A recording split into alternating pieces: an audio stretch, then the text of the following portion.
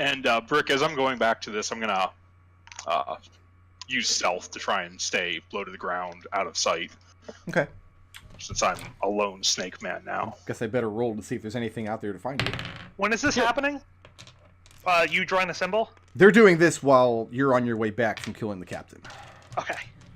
My stealth roll was a 12. 12? Okay. Yeah, you make it back, and the Moncton child is where you left him. Yep, he followed the suggestion. And I'll lead him back to the camp.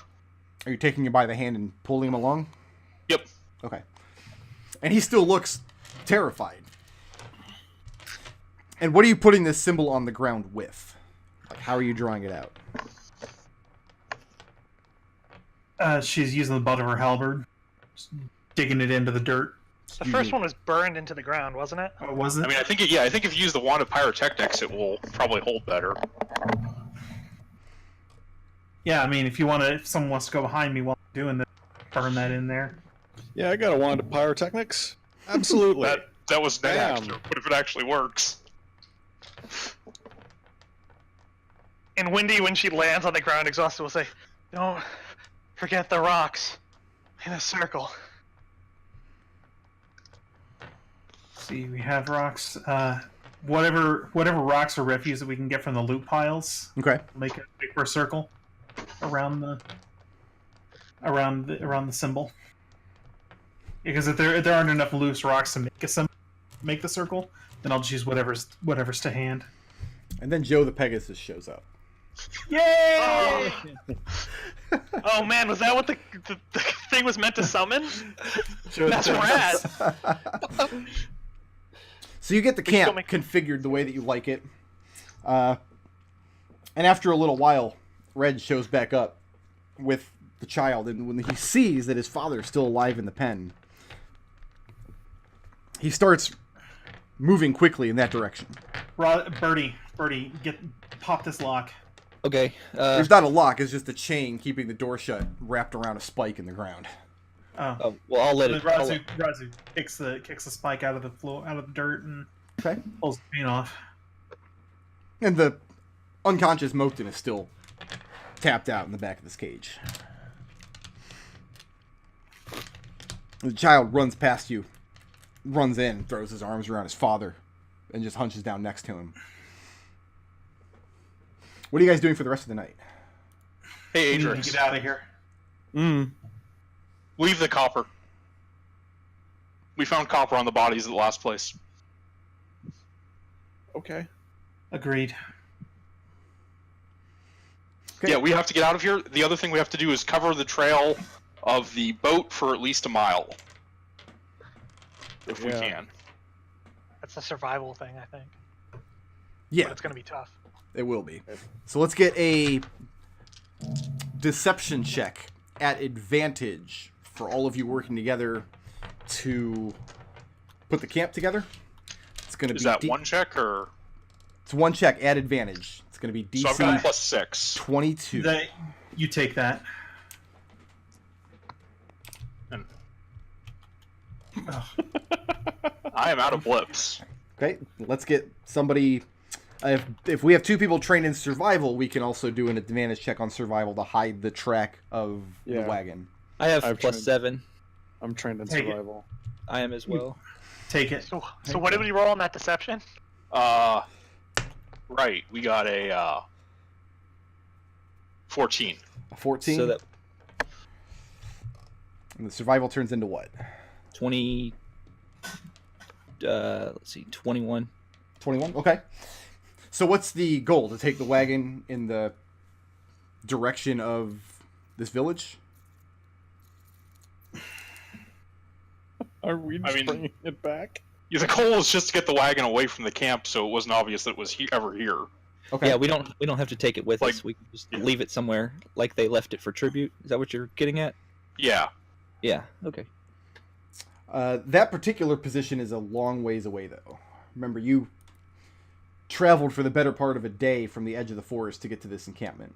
So what we could do is we just need to bring it back to where we... Basically, if we cover an hour's worth of marching trail, we can go back to where we were with that wagon an hour before we got here, and then bring it the rest of the way to the foothills and leave it there. as if for tribute. If you want to head back to the village next. Okay, so we're gonna leave the wagon at the base of the foothills then. Should we leave a note? Does anyone have any paper? I think the less leave a information note. left, the better. I have to mark on my NPC list that you killed my poor orc. Nobody Well, you even said asked you his only name. had like 3 written down, so. No, I have like 40 now. Oh, that's right. That's Destil. So you only had 3. Well, Destil, you don't need to add another one. I assume you told us about that the Outriders saw you, right? Yeah, I did, and I suggest that if we can try, we could try to pick up their trail and take them out. So you've used up 2 days of your 10-day time limit so far. All this took place in the night of the 2nd day. So when the sun comes up, you'll be on the 3rd day. So the rest of the tonight is used to position the wagon where you want it. Mm-hmm. And then you guys going to try to take a rest, or are you going to push on into the next day? Rest, please. I need at least we a need short to rest, or I'm gonna die. I think we're gonna need a long rest. Yeah. We'll be exhausted if we don't. Yeah. You won't be exhausted tonight if you don't take a long rest. The following night you will be, though. If we don't take a long night tonight, we probably could catch up with those orcs. I'll let you skip one long rest, but when you skip the second one, you'll have to start making con saves. And I know they're out of javelins. I know, because I threw most of them into the dirt. I mean, the main thing is they know where can they're make going. javelins, though.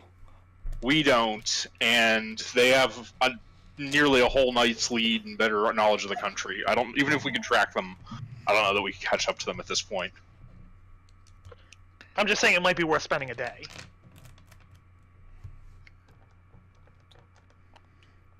I think we need to make sure.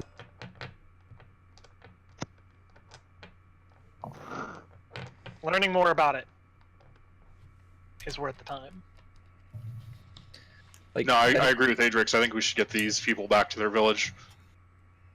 On Or know examining, about orcs, too.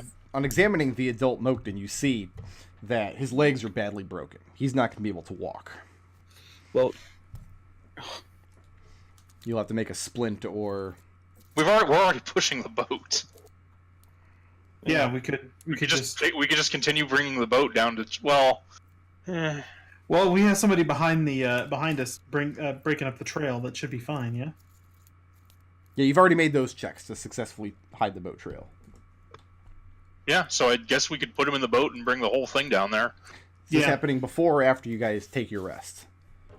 This is happening before because I'm still having the discussion here about whether or not I'm going to leave. And I'm going to say to someone with dark vision, how well could you see about 100 feet in the distance? Like, would you be able to pick me out at sight? 100 feet, I can't see you any better than you can see me. Dark vision's about half of that. Yeah. Alright, then I'm fine with this, because worst case scenario, they know some flying thing attacked them with arrows. They don't know it was specifically me then.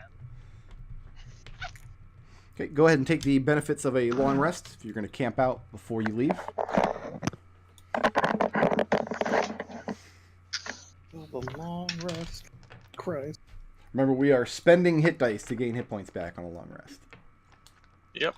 I'm fine with it. let's see. And I know for a fact that that guy didn't give them enough time to relay a message. I think they got the message. What are you doing with his head? With his head? I don't know. His name was Mulush, by the way. Thanks for asking. What does his head taste like? We round down for hit dice, right? So you only get one back at 3rd level. Correct. Yeah. Can I use second wind during a short? You cannot. You can use it as a bonus action during combat. Can I use that one extra hit die immediately at the end of the long rest, or do I have to rest another hour for that? Or you get the hit dice at the end of the long rest. So use up what you have, and then you get them back at the end. Unless you're sleeping in heavy armor, in which case you get your hit dice back slower. Hey, Nodal, where's the silvered on this sheet? It's under attacks. Okay. So you guys are loading the Moakton up into the wagon, carrying it with you towards this village, and using your survival to break the trail up behind you. Is that correct? Correct. Do you leave this bonfire to rage when you leave? I think we should put it out. The other one was put out, right? Yeah, the other one was put out. Only you can prevent forest fires. We're not in a forest, though. Wildfires, that's the new thing. Okay. Now, heading out to the spot where you know the town to be, following the instructions given to you by the orc captain. Takes about a day and a half from your position. So you get one more long rest between now and then. Is the boy able to help us once he's a little more coherent? After a few hours of marching, when he realized you mean him no harm and you're treating his father delicately,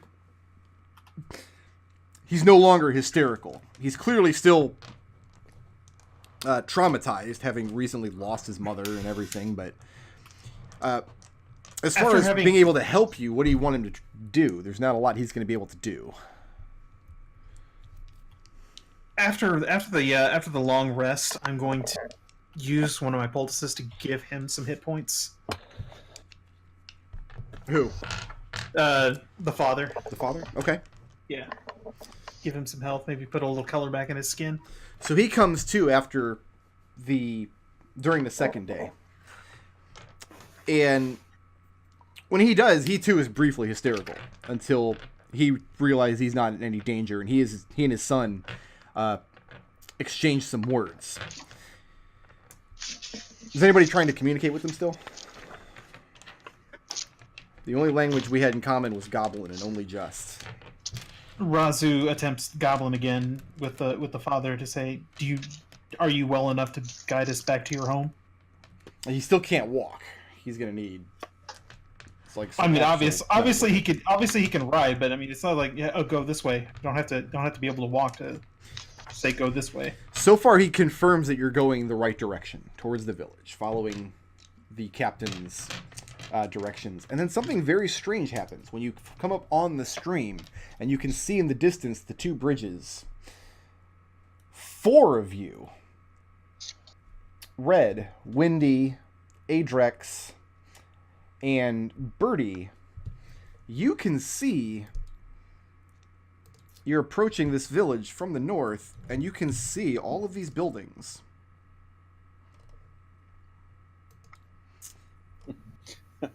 And there's a weird symbol drawn right into the road. And you see this large wooden structure. You see these trees, the stream flowing to the south. Raazu, you only see the stream and the 2 bridges in the distance. And you guys coming in here start to see more of these Moakton in the village, watching your approach. And Raazu, you cannot see any of them. Okay. So what happens next? What are you guys looking at? There's a village all around us. Can't you see it? No, there isn't. No. And the father says something in Moakton. Then the son translates into his broken but serviceable Goblin. And he says that those with Goblin blood cannot find the village. Huh. Raazu snorts a little bit. A little derisively, but says nothing. Let me roll some percentile here. 58. See how well you snort? It's not good for anybody. So the orcs must have been part goblin. They're goblinoids. No, they're not. Goblins or goblinoids. Orcs are orcs. Wow. I thought they were goblinoids. No, Raazu's a goblinoid. And I'll ask. I'll say, is there any particular defense against orcs? Or I'll have someone who speaks goblin ask. Make an insight check. Okay.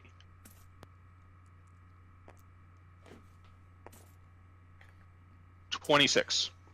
He and his father exchange some words as you guys stop coming into this on the road coming into this town. You ask him, is there a ward against orcs as well? And the response he gives you via Raazu is that he doesn't know about the ward, but you can tell that he's lying. Clearly, he and his father exchanged something, and his father told him to clam up. And at this point, one of the Moakton women is approaching you. She looks pretty able-bodied. She has a longbow and a quiver strung across her back, and 2 daggers in a belt across her waist. And I'm stalling because I'm trying to look up her name here.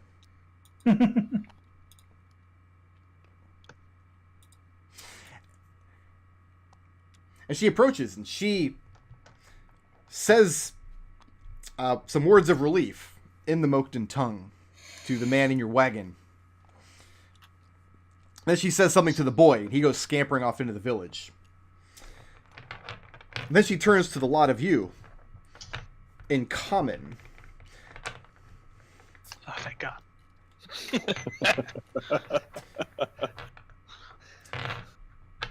And she asks you where you came upon them. Boy, do we have a story for you. In an orc camp. And Woody, at this point, is shivering a little bit and says, "If you have a village, does that mean you have a bath?" You ask her for a bath? Covered in blood and orc, and desperately needs to clean her feathers off. She tells you that you'll be able to make use of the stream. And Wendy's gone. And you're gone. She does that. She introduces herself to the rest of you as she quizzically watches the bird woman fly off. Her name is Arianed Bolivar. Arianed Bolivar. FantasyNameGenerators.com. Arianed Bolivar. The man that you rescued is Derwin Ellis. And his boy's name is Bevan. And his wife's name, who was eaten by orcs, is Megan. And she welcomes you all to Megan. The village of FantasyNameGenerators.com. What do you want from me? No last name, though. Just like Cher. It's the same last name. They're a family. It'd be Megan Ellis. You're not there. Shut up. She welcomes you all to the village of Aserafall. And soon you guys are swarmed by these pig creatures all around you. Except for Raazu. They seem to be ignoring Raazu, and Raazu cannot see any of them. And any time that Raazu and one of these creatures incidentally occupies the same space, they seem to phase through each other, as though one of them is a ghost. Rasu's not able to interact with them at all. So here's what you learn over the course of the whirlwind of the next hour or so as this village showers praise and adulation upon you. Because we are going to end the session here, but I want you to go into the next session with some information about this town so you can make a plan on where you'd like to go or what you'd like to do. There is... First, they want to know how long you'll be staying. How long they can put you up for.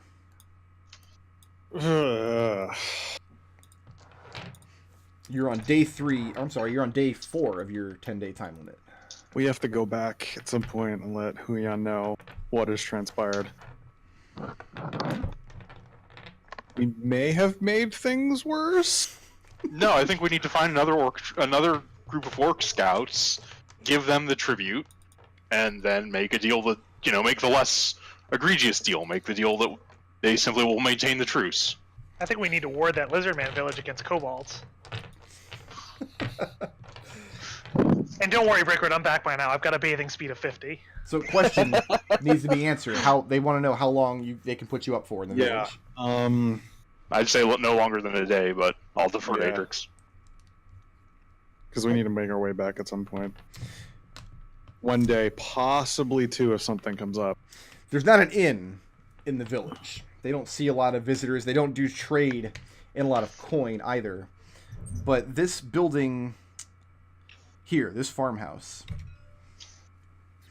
It's a large 2-story structure. Next to it is a very large plot of land with various types of vegetables in it. Carrots and cabbage, turnips and plump mushrooms. And you're introduced to a very elderly Moakton woman who speaks fairly good common. Name of Mother Stackpool. And Mother Stackpool has a spare room that she's happy to put visitors up in. She is pretty much beside herself with apologetics that there's nothing she can do for your Hobgoblin companion. While you guys are all standing in Mother Stackpool's house, Raazu's standing next to you in just a plain open field. Let's hope it doesn't rain. Is she safe? You're assured that she's no less safe than if she were in the wilderness. And that she has all of you looking out for her. Wait, did she say, let's hope it doesn't rain? That was me saying that. Oh, because I was going to say Windy would have a lot of questions about that. Raazu looks a little bit put out, maybe a little bit annoyed at this, possibly even furious. That's the look we're gonna go for. The Hobgoblin walking through town with this furious look on her face. Yeah, okay, they can't see her. Well, no, they can probably see her. Okay. Probably a few dozen, maybe a little more population in town. All of them are Moakton, except for one spry Goliath fellow who lives back in the shack here. They tell you that after you've had a hot meal and time to rest your bones after your journey, they're going to have a meeting of their village council to take stock of what's transpired with this orc tribe, what's to be done with the lot of you, etc.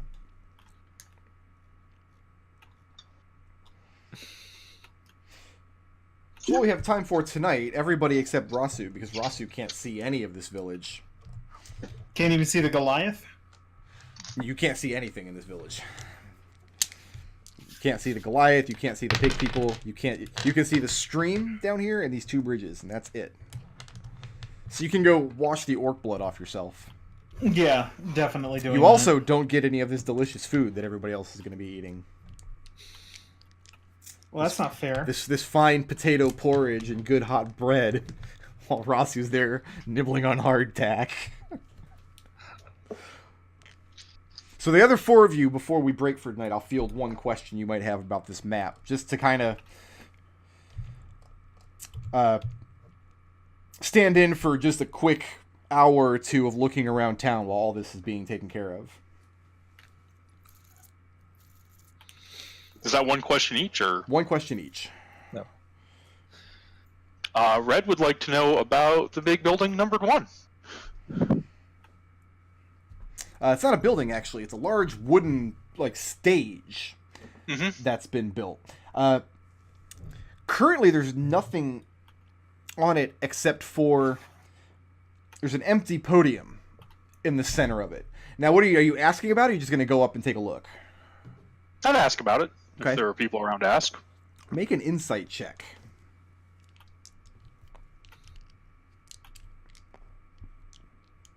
Uh, 16. 16. They tell you it's for festivals and performances, gatherings, feasts, that sort of thing. Which you can tell is true, but they're being very, very dodgy about it. There's something that you're not being told about this stage. Full moon, they're going to try to kill us all. Windy, what do you got? Rather than asking around and looking for stuff, I'm going to spend my couple of hours learning the recipe and helping them cook this food. You are directed to this house here. All right. This is the Carey homestead. The widow Helid lives here, and she maintains the village smokehouse. Awesome. You learned that her husband died several years ago, And instead of remarrying, a young man named Tudor Conway now lives with her. Tudor and Arianed are 2 of 3 rangers that live in town. They go out, they do the majority of the hunting in the surrounding countryside. He's like 10 years younger than her, which is kind of looked down upon in this village, and they refuse to marry. Whether or not you have a problem with that, I don't know. If you were... I mean, I don't have any problems with alternative ranger rule sets. Make an insight check. Is that with or without spell casting? It's actually what Adrex did. Alternative. That's a 20. A 20. While conversing with the Widow Helid and putting together the meats and things that are going to be served to you and your companions at this council meeting, go ahead and write down a recipe in your book if you want. She'll teach you something. Oh, I will. You get the sense that there are a lot of questions she wants to ask you, but isn't, because of decorum. Because, I mean, you rolled a 20. I might as well give all to you. You think, talking to Helen, there is something more to these 3 rangers that go out hunting and bringing back meat and furs and wild vegetables. There's something these rangers are up to that Helen knows about that she really wants to bring up with you. You've picked up a couple hints, but she stopped just shy of putting the new plot point in your face. Okay, so next week we'll look into it. Adrex, what do you want to do? What is number 4? Number 4, there are wooded patches all surrounding the village, but close into the village there are no trees at all, except for right here. Now, are you just going to go check it out, or are you asking about it? No, he's just going to go check it out. Okay. Make an intelligence investigation check. Ha! Alright. That's probably a 10. A 10? Yeah. It just looks like a regular little copse of trees. A nice place to find some shade. The first thing that strikes you as odd about this location is that coming in here, there are none of the Moakden. None of them are here. Everywhere else you go in the village is swarming with them. They're always conversing and gossiping, and especially following the visitors around. But in these woods, you're very alone. In the center of them, you find what looks like a small stone altar. Just a very unassuming, plain gray slate stone, and you have no idea what it could be used for. Suddenly alarm bells. And Birdie. Birdie is going to see what's in this area. That's the village square. It's a village square. It's a gathering place in the center of town where washing, bartering, and idle gossip take place. I'll give you that one for free. Come up with something else. He's going to go poke in on the... Go meet the Goliath. The Goliath. You're introduced to the Goliath, and do you speak Giant? No. You probably don't. But I'll take that as my extra. Well, I'll give you the options you have if you want to take one of his as extra. He doesn't speak Common, but he speaks Goliath. I mean, you can't take Moakden. You've already decided you didn't. Yeah. He also knows Undercommon, which is the language spoken in the Underdark. Yeah, give me Undercommon. Okay. So first of all, he's very surprised to be speaking Undercommon with anybody else. This is not a tongue that he's spoken in many, many years. You learn that his name is Galloc, the River Leaper. They call him that because he's big enough that he can jump across this river. And he tells you that he hails from the nearby mountains, that he was fortunate enough to visit Asera Fall, and they were gracious enough to invite him into their community. He doesn't have an actual job in town. He's a big, strong guy, so he does menial labor, anything that just requires muscle. You do see, though, that he wears a metal and leather brace on one of his legs, and he walks with a noticeable limp on it. And make an insight check. If I can find a d20, I'll just take one.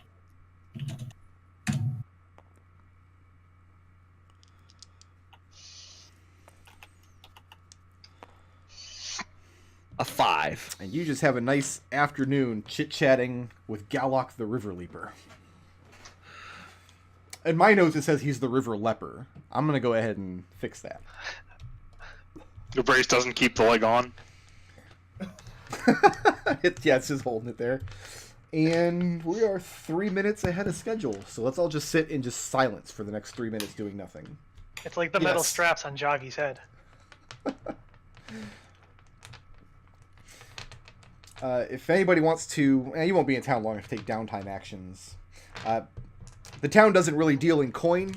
It's kind of a self-sustaining community. Every household kind of has a job to do. They barter between each other. There is a storehouse down here next to the woods that is a communal place. Anything that's made or preserved or built will be put in the storehouse and then taken back as necessary. Other than that, there's just standard amenities in town. There's the smokehouse. There's various kinds of farms. You learn that one of the farms, very quickly in town, because it's something that everybody here loves, grows a weed called Uten-Kokage, which is a mildly psychedelic tobacco that is smoked in pipes by most of the village. Guys, we might be here for a couple days. Yeah. That's back on this farm here. So right next door to where you're saying, that's the Gwillem farm. So we will pick it up next session in Asera Fall, and everybody will be stoned out of their gourd on Ooks. Wait, which one's Gourds? Which farm? Number 7. Okay. No, that's the plant. I need the Gourds. Gourds would probably be the vegetable garden in the house where you guys are staying. They do all kinds of vegetables. Yeah. I have to Especially mute putting myself. all these on the party notes. Oh, there's a lot more to discover in this town. Don't worry. When I was done playing Pony Fighting Game the other night, that's what I did. Is I signed off and I wrote half of this town. I'm gonna mute myself so I can tally up all this amazing experience you guys got. Yeah. And you guys need to be thinking about your traits and your blips rundowns. And then I'll have to decide how fucked you are by the butchers. And I'll be back. Yeah, relatedly to Brick Road's tallying up EXP, I just want to say, what is Brick Road's favorite phrase in the entire world? I'll answer that for you. It's, I'm not going to give you EXP for this because it got away. That's his favorite. I'm going to put myself forward for the intangible blip for taking that away from him. Okay, let's do that. No argument. No argument. Yep. Absolutely. Go. I want Adrex to get the badass for keeping Saving people on their everyone's feet. life. Yeah, that was badass. Single-handedly Adrex the cleric? saving. Yeah. All right. Oh. Who furthered the party's goals today? Who used... Raazu did take those 4 guys by yourself before we decided to just go ahead and jump that whole camp. I mean, I'm going to point out it was my idea to go ahead and jump that whole camp, but I don't know if that actually furthered the goals. Yeah, I'm kind of in the same. I mean, thing you right there. furthered the goals in that you took point with the negotiations with the Orc chieftain, and then we just came and we killed them all anyway. So, Oh man, it was rough what we did to those orcs. Those poor orcs. Those orcs did plenty to us, so I'm not. Yeah, I'm not. That was by a thread. Like No pity. No pity Yeah. here. what are we missing then? Goals, intangible, badass, creative. Creative. creative. So what do we have so far? We have intangibles for taking away Brickroad's joy. Yeah. And then we have party goals for keeping everybody alive. I put that down as for badass. Okay. Yeah, I put that down for badass too, but we can move it around if we come up with a good one. Because I think Raazu standing there and taking something like 60, 70 points of damage over the course of the battle. All right, So you want to call that badass and call the other one helping the party? Because we did help the party. Yeah. Because our goals don't get further if we're all dead. So I have your encounter XP for you. Does anybody? Well, I put the straw poll up, by the way. If you're in Twitch chat, click the straw poll. Go vote for anybody but Nodal. And who wants to make a case for traits this week? See, I mean, you guys are all cashed on blips. Who still has blips at this point? I have 4. I only used 2. The blip bank is open. Let's see who's gonna take some. I have. Wait, let me. I've got 2 left. I got some. 2 left, yeah. Wendy, go ahead. All right. Ideals. Learning new things is never wasted. Wendy 2 sessions ago ate all of her food raw. And she's now attempting to become the party chef. I think that speaks very much to her ideal of, well, I'm sure learning this thing, even if it's not necessary, will be useful at some point. So her idea of being a chef is no longer just picking up raw meat and setting it down in front of somebody. Yeah, exactly. Okay. Or regurgitating it in front of them like a baby bird. I'm going to put up the same standing offer I had last campaign, that if anybody maintains a creative work about the campaign off-site in between sessions, that's worth a blip every week. You're trying to make me make a recipe. I want to see the Wendy Aarakocra chef blog. Good is working for the benefit of something other than yourself. From the moment Wendy saw those slaves, she was trying to calculate how best to get this all to work out so that she could go rescue them. And bonds. Our place in the world is to take apart what isn't working and make something that is. Wendy had no problems with taking apart the current arrangement with the orcs and making a better one. What is the better one? She currently is thinking we can get something from these Mokden to make up for losing the orcs. And the Mokden aren't morally reprehensible. Now, when you say taking apart the old deal, you mean you're going to try to leverage what you can with the Mokden to make the snake people happy. Okay, to have Huyan and her people come out better than they were. Right. Okay. Anybody else want to do some traits? Yeah. Adrex, what you got? Adrex's alignment belief. Everybody tries to be good. Laws are weird and confusing and can be manipulated. Okay. He did not like the sight of those Mokden in that jail. And they may have done something wrong, but the fact that they were being treated that way did not sit well with him, to a point where he felt they needed to be freed. Now, what do you think they did wrong? Oh, he has no idea. What's interesting to me is laws are weird and confusing. It was a chaotic orc that put him in there. No kind of law locked them up. No, the orcs just grabbed him and decided they were tasty slaves. I mean, Adrex doesn't know that, though. He's under the assumption that they did something wrong and you're going to find out. So, next session, it's going to be Raazu just sitting there grimacing in the center of nothing.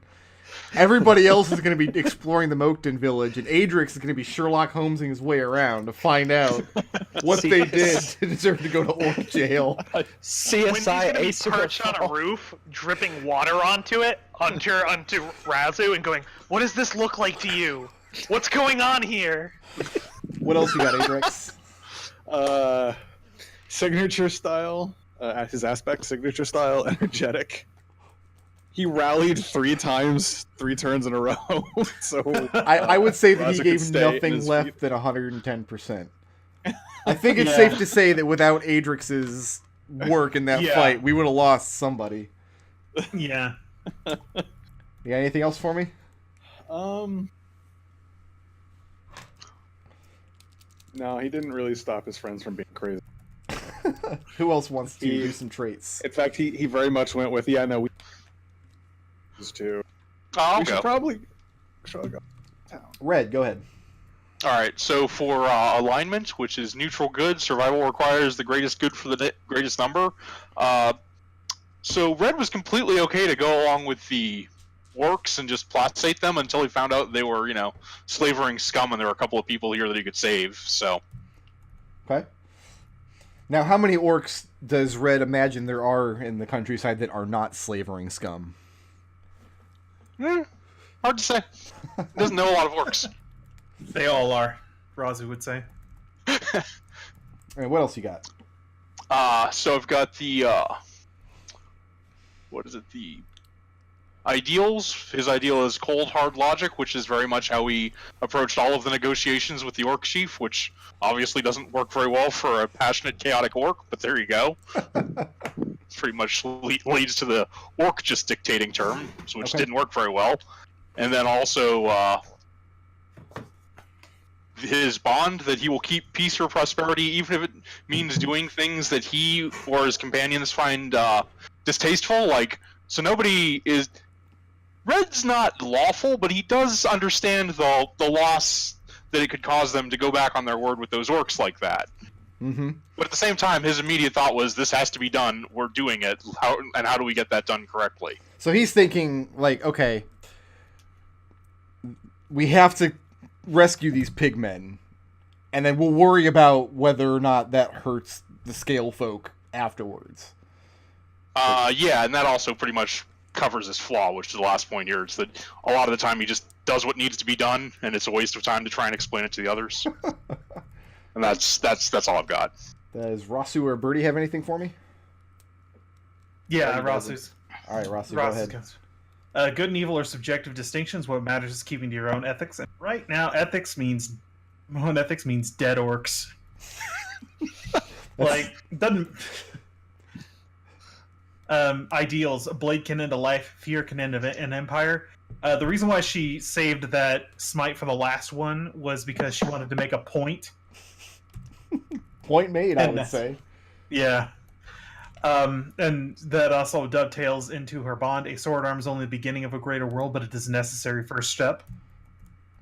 I think kind of speaks for itself. And her flaw. Now, none of this got voiced during the session itself because you basically stopped me from being able to do anything by not allowing me to interact with these people.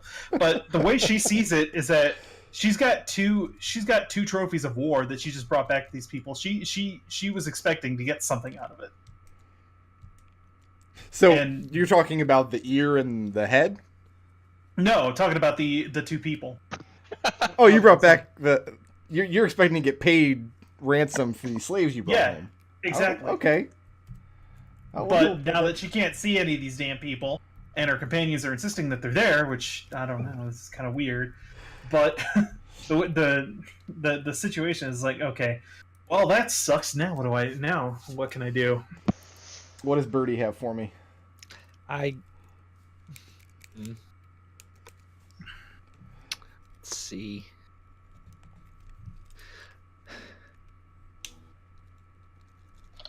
You had all that time to think. I was been thinking because I can't think of anything, so I'm just gonna go with nothing for now. Okay. Sorry. You guys give some blimps too. Don't apologize to me. You're the one walking away with no blips. We give one blip for the creative. What was the most creative solution to a problem this week? Come back to that one. That's the only one we hadn't covered yet. Well, I got an idea. Okay. We've already established in previous campaigns that if we only gave this out to ideas that worked, we would never give it out. Mm-hmm. I really liked Birdie's idea of setting all the tents on fire. It didn't actually end up happening because we just slit their throats instead, but it was still a good idea. I was going to give it to Birdie for following up the sneak attack with another sneak attack.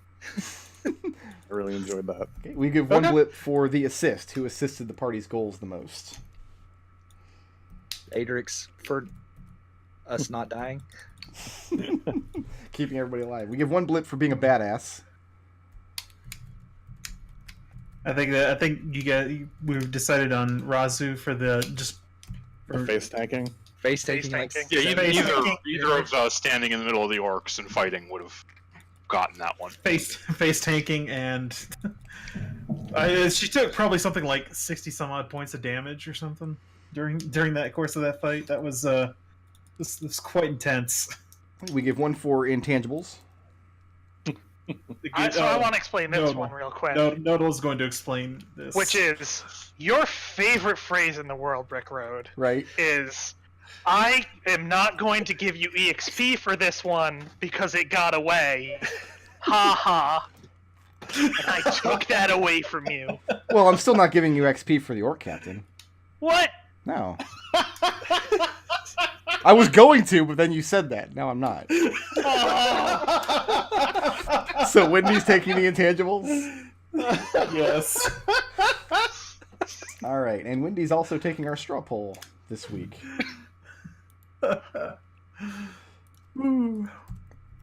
Okay.